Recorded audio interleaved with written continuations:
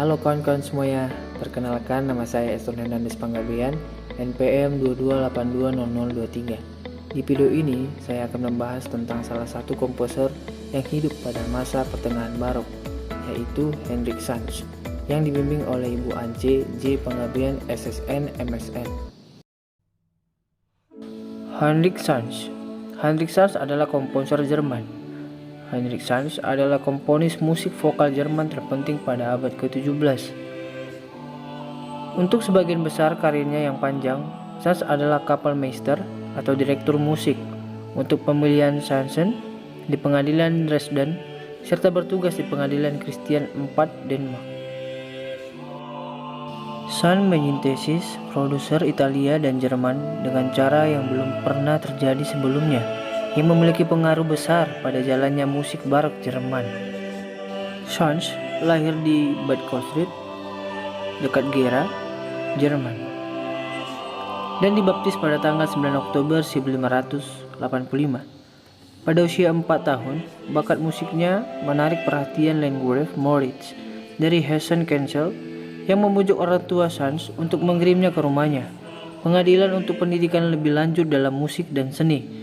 Dia adalah murid yang tepat, yang unggul dalam bahasa, dan juga belajar hukum di Universitas Marburg.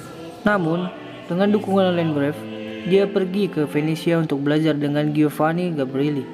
Di sini dia menerima pelatihan polifoni Renaissance serta inovasi Policar yang disukai di San Marco, dan memberikan satu set madrigal 5 suara pada tahun 1611. Sekembalinya ke Jerman sekitar tahun 1613, pemilih Johann Georg I dari Saxony meminta layanan Sanz untuk pengadilan Dresden. Sanz dibebaskan dari Moritz setelah beberapa tahun negosiasi yang rumit.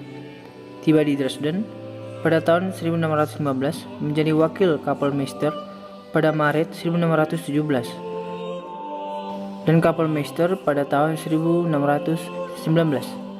Meskipun ia baru menerima gelar ini secara resmi pada tahun 1621 setelah kematian Michael.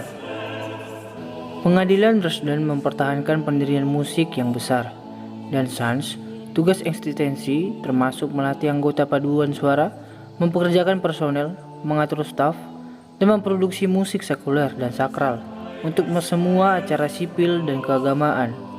Musik di Dresden berkembang pesat sebelum keterlibatan kota itu yang terlambat dalam perang 30 tahun. Begitu pula produktivitas dan ketenaran Sanz. Sam David Sam Etheliten Mortenten Art Concerten, koleksi penting pertama musik gereja Jerman, mencerminkan pengaruh simfoni Sakure karya Gabrieli dan manifestasi sumber daya vokal dan instrumental yang mewah di pengadilan Dresden dan potensi sonik kapel pemilih. Originalitas perusahaan ini terlihat dalam instruksi terperinci yang disertakan dalam kata pengantar yang menjelaskan ukuran, susunan, dan posisi pasukan yang tepat, dan aspek lain dari praktik kinerja. Selain komposisi sakral dalam berbagai genre, termasuk drama Alkitab dan motif Latin, Sanz mengubah apa yang biasanya dianggap sebagai opera Jerman pertama, Apollo und Daphne, yang tidak bertahan. Perjalanan kedua ke Italia pada tahun 1628 dan studi dengan Claudio Monteverdi memperkenalkan Sanz pada inovasi terbaru Italia dalam musik dramatis, khususnya teknik menyanyi solo ekspresif yang terkait dengan seconda pratica atau latihan kedua. Pertama, Simfoni Sakure dari Sanz mengintegrasikan pendekatan baru yang revolusioner. Ini ke pengaturan teks dengan penggunaan warna, instrumental, dan sonoritas vokal yang mengesankan yang diperoleh dari Gabrieli.